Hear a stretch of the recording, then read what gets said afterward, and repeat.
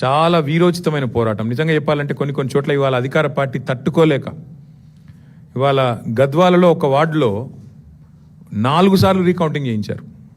అంటే కాంగ్రెస్ గెలిచేదాకా రీకౌంటింగ్ చేసి ఆఖరికి ఒక ఓటుతో గెలిచిందని చెప్పి అధికారులను అడ్డం పెట్టుకొని గద్వాలలో ఒక వార్డు నెగ్గే ప్రయత్నం చేసినారు. వర్ధనపేటలో ఈ నిమిషానికి మనం ఇక్కడ మాట్లాడుతున్నాం, అక్కడ ధర్నా నడుస్తుంది. మా కౌన్సిలర్లను ఎత్తుకొని పోయి గెలిచిన కాడ రీకౌంటింగ్ 4 సార్లు చేసి అక్కడ కూడా ఇదే ప్రయత్నం.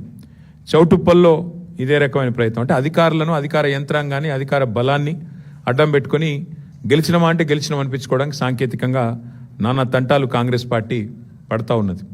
అయినప్పటికీ నాకున్న ఇన్ఫర్మేషన్ ప్రకారం మొత్తం 117 మొత్తం పట్టణాల్లో జరిగిన ఈ ఎన్నికల్లో మాకు ప్రత్యక్షంగా డైరెక్ట్గానే అంటే ఎవరి అవసరం లేకుండా నేరుగా దాదాపు 15 నుంచి 16 నేరుగా గెలుస్తున్నాము. పరోక్షంగా, ఎందుకంటే అక్కడ మేము సింగిల్ లార్జెస్ట్ పార్టీగా ఉన్నాం, అక్కడ కూడా ఇంకో దాదాపు 10-15 చోట్ల అవకాశాలు ఉన్నట్టుగా నాకు సమాచారం ఉంది. చూద్దాం మరి ఇప్పుడు అల్టిమేట్గా 16 తారీఖు నాడు అన్ని విషయాలు తెలుస్తాయి.